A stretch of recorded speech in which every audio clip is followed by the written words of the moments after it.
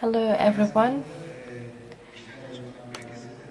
I am also a consultant at Green Crescent Rehabilitation Center, and when the first textbook idea was being forwarded, I objected the idea. However, now I admit that I was wrong and it was a brilliant idea.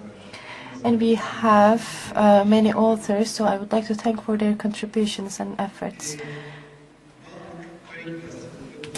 Addiction is a chronic disease indeed, and this graph just shows it quite clearly. When you check it, the starting age is nearly the early 20s, and first recovery period occurs after the age of 30, generally. And here it's not seen quite clearly, but you may see recovery occurs late 30s and beginning of 40s. They start using those substances at their early 20s and get treatment at 30s, mid-30s. There are some discussions. Is it a repetitive disease, a chronic disease, or not? When you take it as a chronic disease, the addictive should be given that treatment on a regular basis.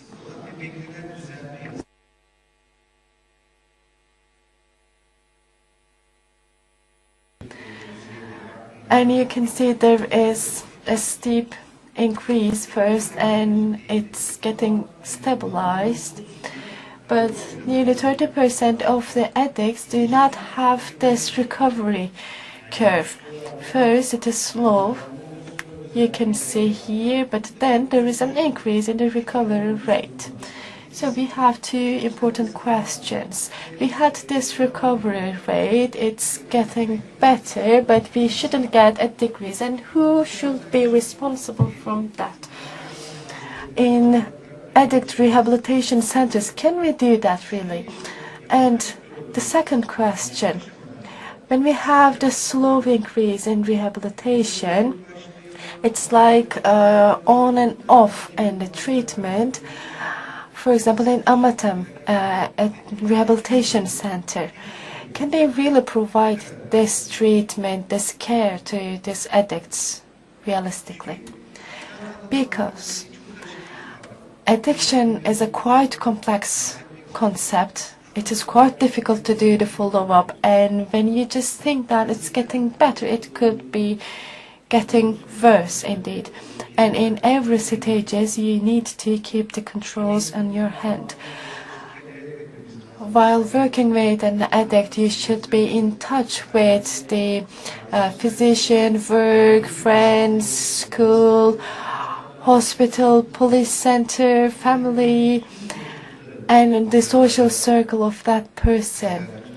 So all those balls should be in one hand. However, who is the responsible? Is it the rehabilitation center or another institution?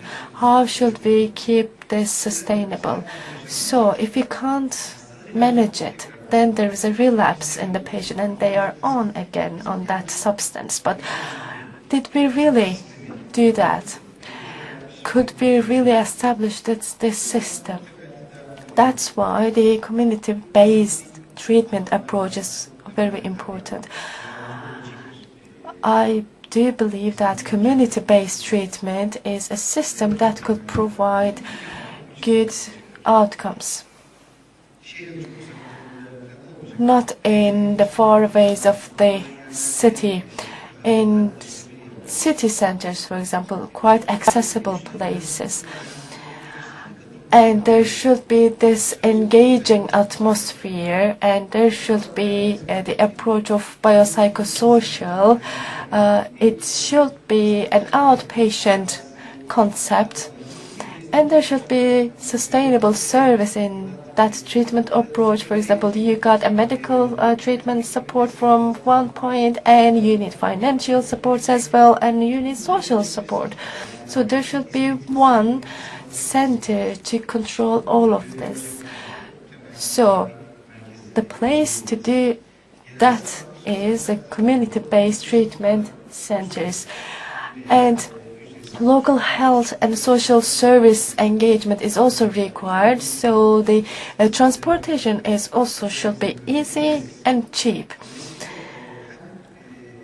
And in that base, physically it should be reachable, and financially it should be also accessible. What is the main goal here? To teach people how to handle the problems related to alcohol or substance use, and we try to decrease the use of alcohol and substances or to stop it, and to give a widened approach, widened service for these addictions. What are the benefits? Low cost and effective. All studies show that community-based treatment centers, when the numbers are higher, the referrals to emergency rooms are getting decreased, and some problems also decrease relatively. What are the other benefits? It makes it easier to access the treatment. And for rehabilitation centers in Amatem's, for example, we didn't have the chance to have those big, large centers in city centers, so they are in suburbs of the cities, but it should be attractive and positive to patients. And it should be somehow low cost for families and patients. And there should be this natural environment to have recovery. You shouldn't put them in a distant center, keep them away from their natural environment, nature circle.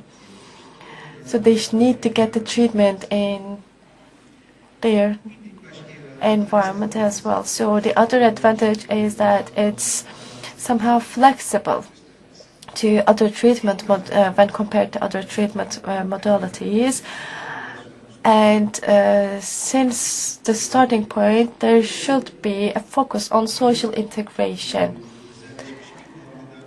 And a specialized addiction center can increase the stigma, but having this community-based treatment center could decrease the stigmas also. And what are the treatment modalities? It's just 1 month that we have a regulation on the addiction treatments. It is the same treatment modality in that regulation. So this is, for example, one from a specialized rehabilitation center. Rehabilitation is a different thing from reintegration, and those should be in the modality. Indeed, the patient will be included into the system with consultation centers, and then there will be rehabilitation and reintegration. But the one touches all those points is the community-based treatment centers.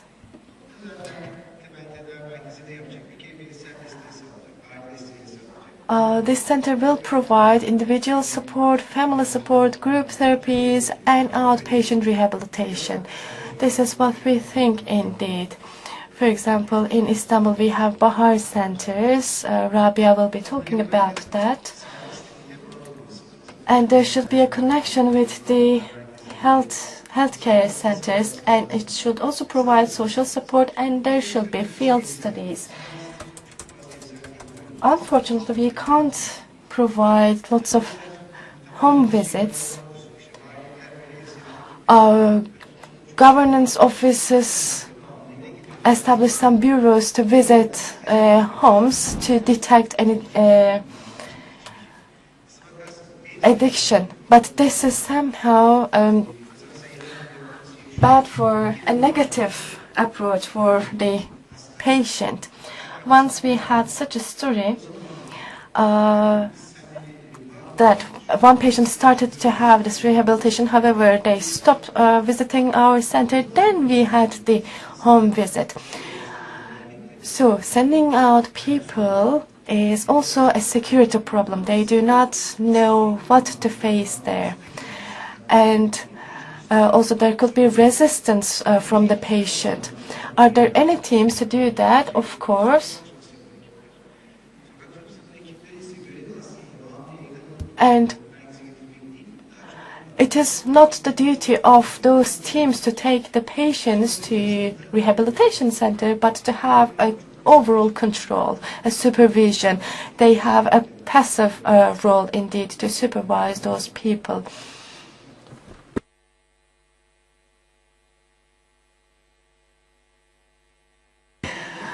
This is a very clear picture that I do like. They just circulate, they do not stand in one place on him. For example, substance addict.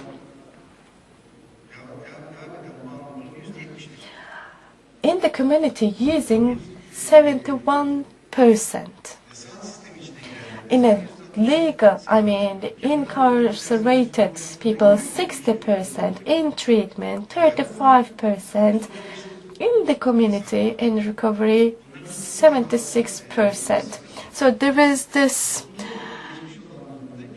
transition between the groups. For example, 5% of people in recovery turn back to treatment, and 33% of them complete their treatment process and be in recovery. So there is an interaction, but we need to follow the addicts. Where are they? They just visit the center, but where are they now? We need to find a way for them to stop their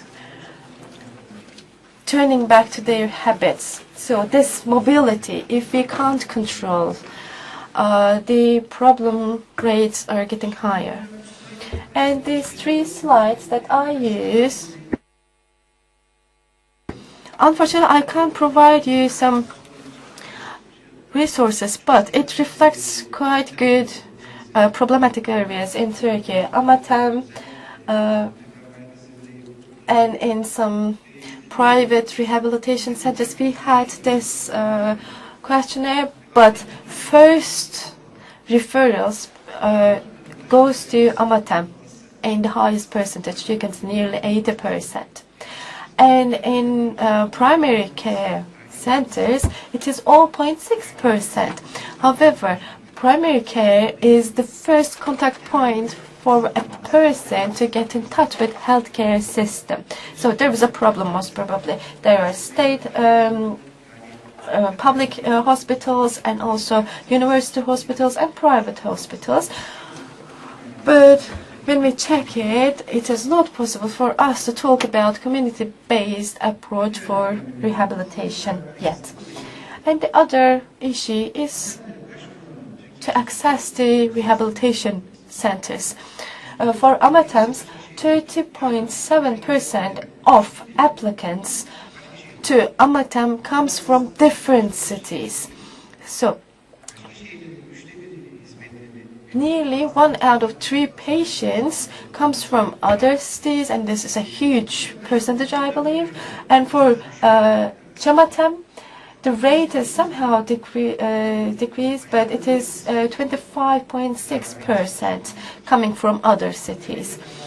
And this decreases the quality of treatment. It makes it difficult for a center to follow up the patient, to control, supervise the patient. And 1 out of 3 patients get outpatient treatment, psychosocial support. And community-based treatment's goal is to provide this outpatient psychosocial support as well. And this is a data from United States. only 16% of people refer to rehabilitation centers for treatment. And when we checked Amatam data from 2016, 11% of those people are inpatients, but it is the same indeed. If there are 100 people in that community, 10 of them refers to centers, and 1 of them are inpatients. So 10 refers to the centers and 1 is inpatient only. Right at this point, and the